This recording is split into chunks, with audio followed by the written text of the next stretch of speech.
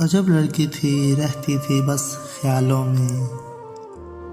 अजब लड़की थी रहती थी बस ख्यालों में। वो ज़रब करती थी तकसीम के सवालों में। क्लासरूम में पेंसिल तलाश करती थी। वो भूल जाती थी लगाकर उसको बालों में। उसकी आंखों से बाहर थी हर एक बात जैसे।